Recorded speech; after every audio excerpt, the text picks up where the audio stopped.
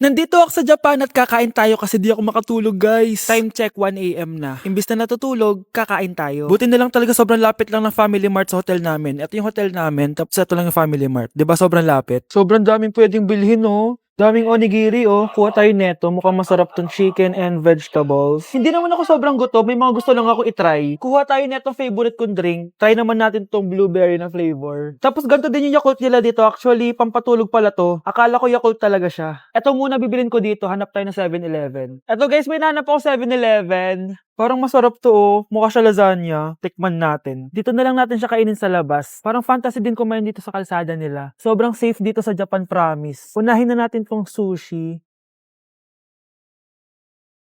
Alam nyo ba, kahit maglakad kayo mag-isa dito, sobrang safe, promise. Walang mga haras sa inyo. Walang kriminal, ganyan. Kaya ang sarap maglakad sa labas kasi alam mong safe ka, di ba? Tapos, sobrang babait pa ng mga Japanese. Swear. Pero sabi naman ng ibang Japanese, parang mas lang nila yon pero ang totoo, ginajudge ka nila. Pero be, at least 'di ba, mabait sila. Di kagaya na pumunta ako ng Hong Kong, sobrang sungit ng mga tao, sisigawan ka pa. Kapag may hinahanap ka, talagang tutulungan ka nila. Tapos palagi silang nakasmile. Kaya promise, Japan talaga yung favorite country ko. Last bite.